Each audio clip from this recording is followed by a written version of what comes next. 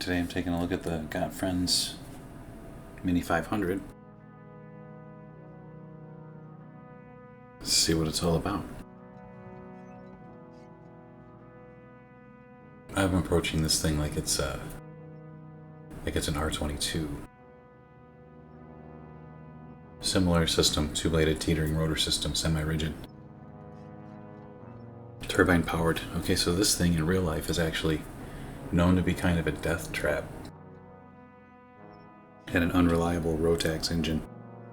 But this version in the sim represents a modified version that runs on a T62 Solar turbine. Solar, I don't know. It's used for a lot of things. APU drive in CH-47s, I think, is a common application. Or as a power unit, a ground power unit. Anyways, it's a small turbine. It's used in other kit helicopters, most notably like the Eagle R&D Helicycle, which is a well-known, safe, well-known home-built experimental helicopter, single-seat turbine helicopter. Anyways, let's see what it does. I did take it for a test flight yesterday, and it does fly like a helicopter, so similar to an R22, handles like one.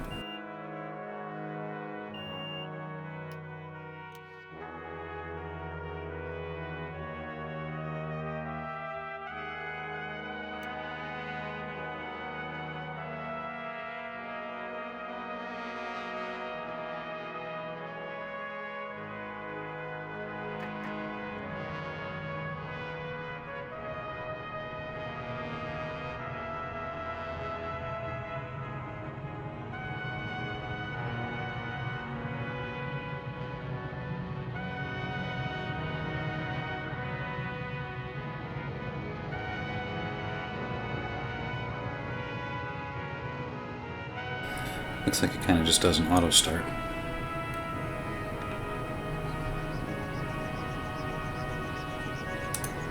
Which, it's kind of like a FADEC. Simple engine controls. Let's see what it does.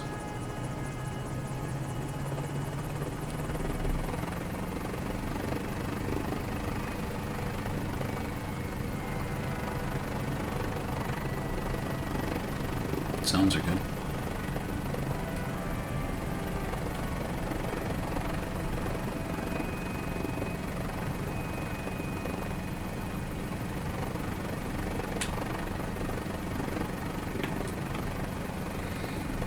So what is that thinking? Let's turn the alternator on now that we're running.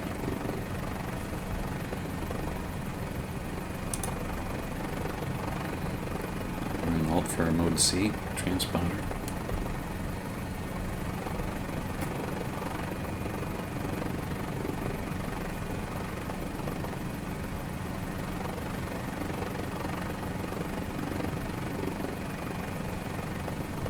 Need the fuel pump.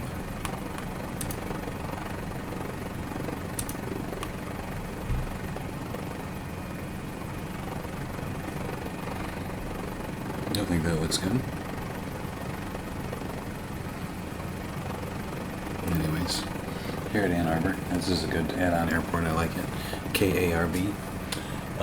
And the area surrounding has good photogrammetry. So what is the blinking light on the dash? I did that the other day when I started up. I've noticed if you have it auto-started, that is not blinking. It's like the one at the end of the collective, so no governor control. Why are we here today? Today we're here to fly. Okay, so anti-torque pedals. I find most of the helicopters in Microsoft Flight Sim are light on what is required for pedal, but just kind of make smaller movements, but make the same movements. So input collective, give it left pedal. Get it laid on the skids. Do a two-stage pickup. Just lay it on the skids, cancel out any movement, okay, and then pick it up.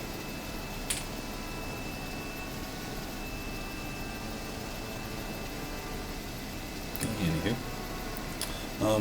this one, it has more power, I would say, than an R22. The Eagle R&D with the same T62 turbine, single seat, has similar power to weight ratio as the MD500, which like this little mini 500 is kind of based on. It's not based on it in any way other than it resembles it. But I think this is what they would have imagined the performance to be like.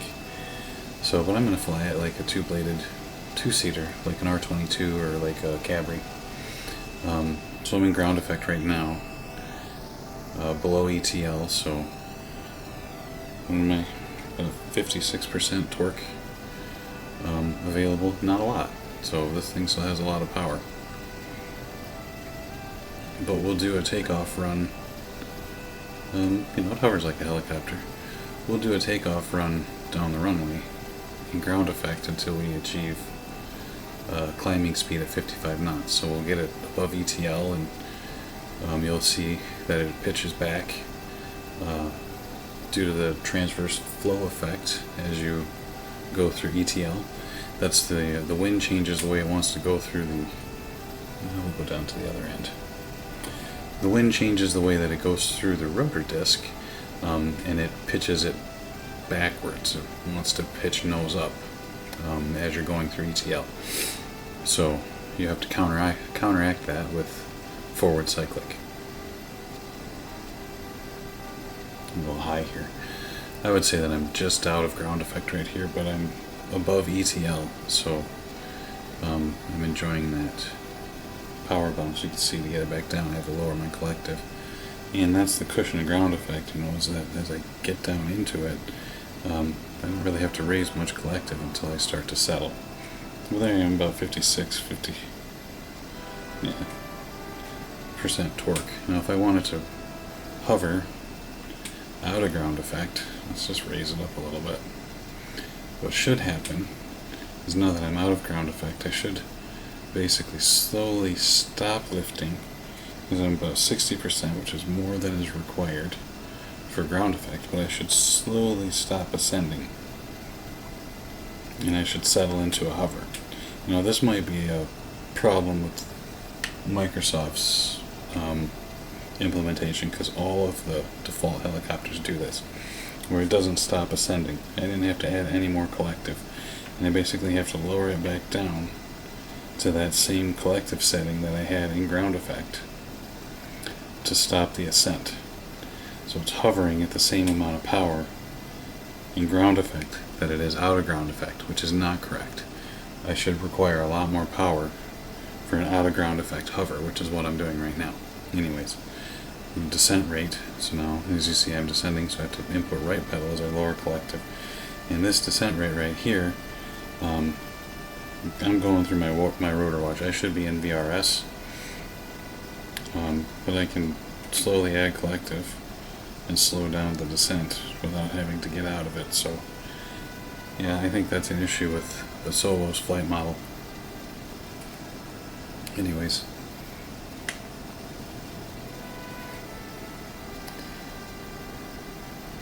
that's what I've encountered with both the Cowan Sim and also the fly inside. It handles things different because it has that outside or WASM flight model. So I mean, it's still injected, right? It's not using the native flight model, so they're injecting it. They're just not injecting it via third party. There's a whole argument on the forums and everywhere else, but it's being injected by WASM, which is why it's not fully integrated. It's still not fully integrated. Either way, they all need a little work. I find that one doesn't quite fly right with my control setup. This one feels pretty good. Like I said, most flight regimes and the hover and everything, it feels pretty good. I'm going to set it down up here. Looks like my room doesn't have enough light, so my camera's shifted a little bit. Anyways, here's the end of the runway at KARB, messing around in the Got Friends Mini 500. It seems kind of cool to like skid it in sideways, but in real life most helicopter pilots don't do that.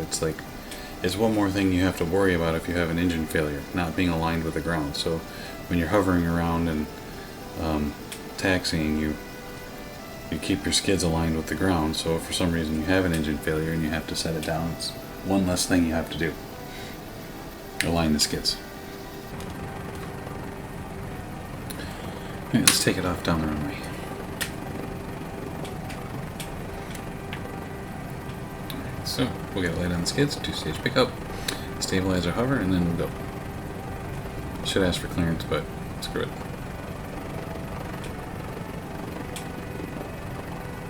Use light, stabilize, pick it up.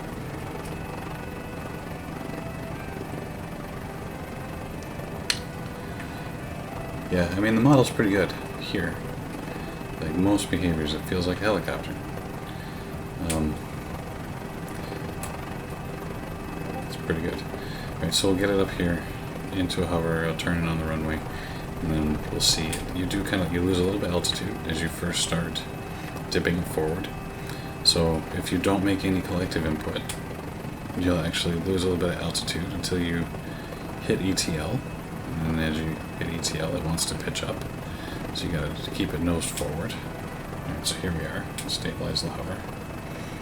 Alright, so ready to go here. In ground effect.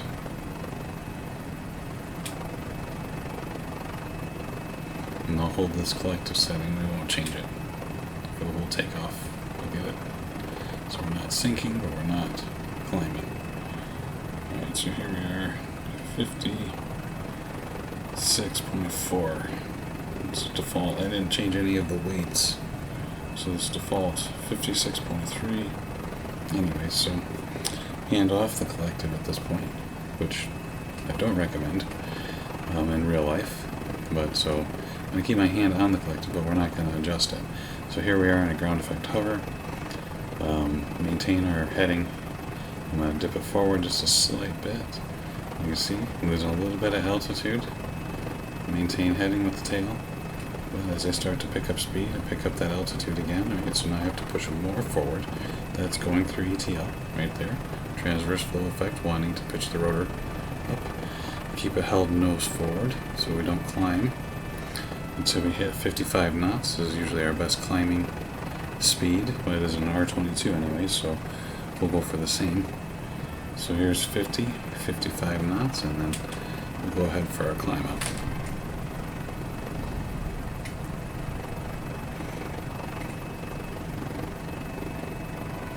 And ARP.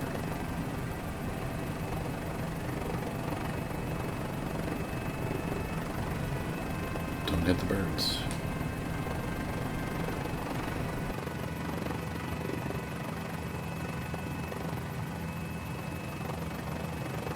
Let's fly right traffic.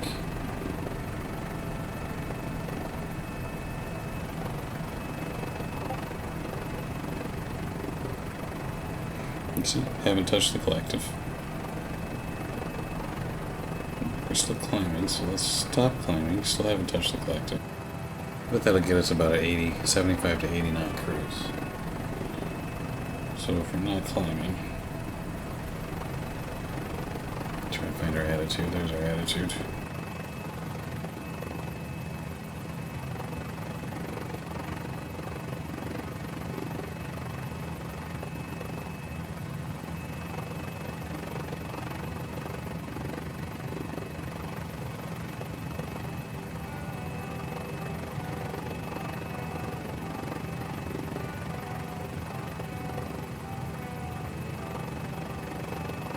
So all that, haven't touched the collective still. I do want to descend. Well, it's hard to descend without touching the collective, but you can do it. It just takes longer.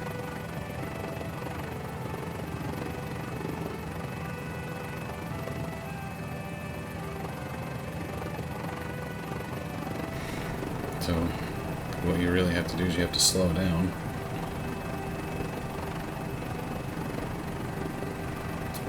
And then as you slow down, you can start to lose altitude, but it's really hard to lose altitude without adjusting your pitch, because we're at a power descent rate. Anyway, so I'm going to lower some collective right pedal, and get us on a descent as we're starting to slow. Your approach for your runway.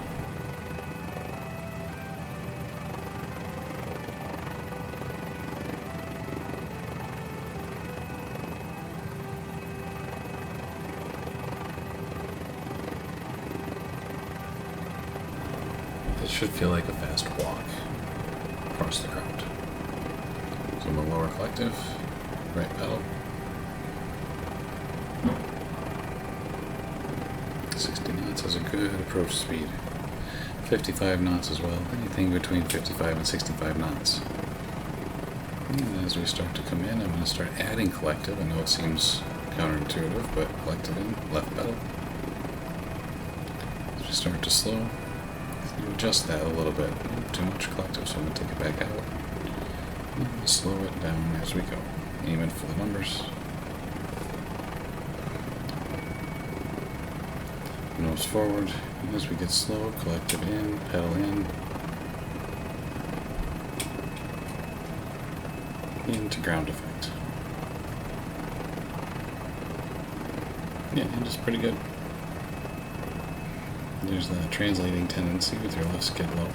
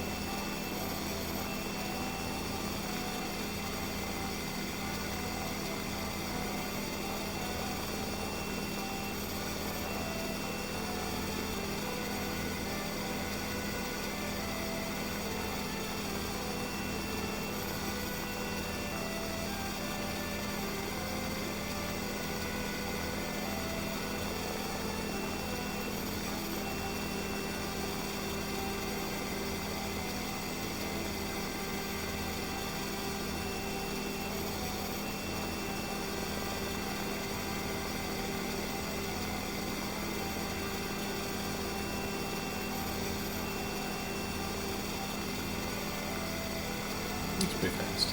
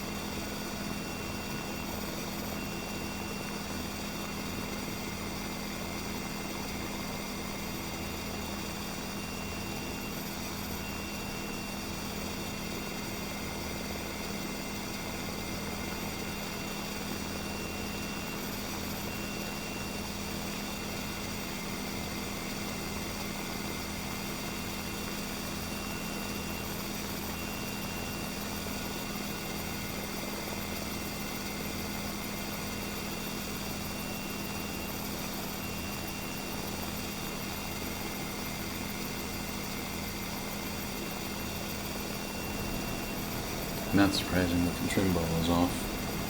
And so that feels trimmed close to it. Pedal should be neutral when you're cruising. The vertical stabilizer kind of takes over and you don't need a lot of pedal input to keep your yaw in check. That's about how it should look. Nose forward.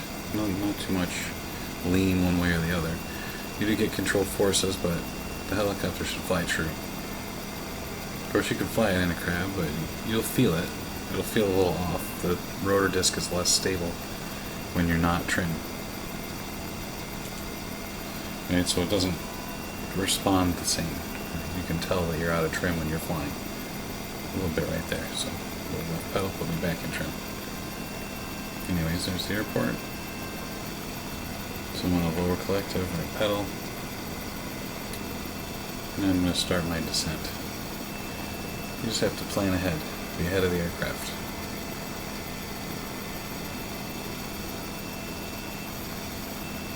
Let's use the grass runway. And so lower collective, right pedal.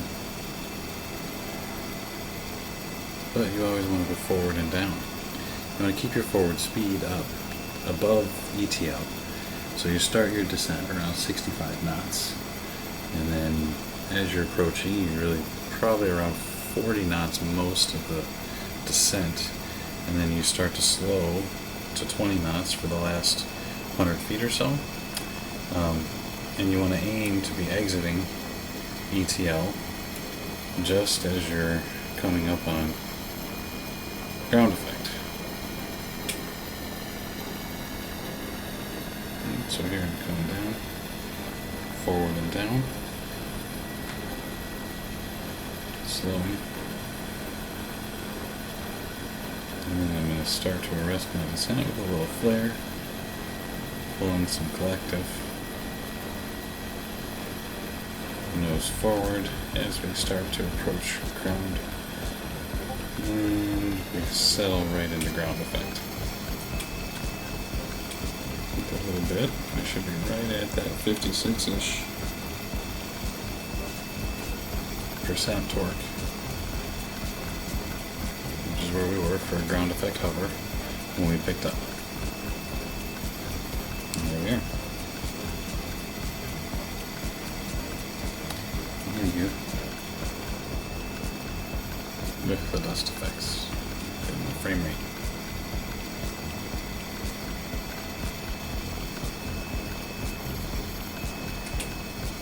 Let's take it back over here and set it in a parking spot. It's an air taxi. It's a little high. Better to stay in ground effect because it's just safer. If you have to do a quick hovering auto, it's a lot easier if you're lower to the ground. It's not going to hurt as much.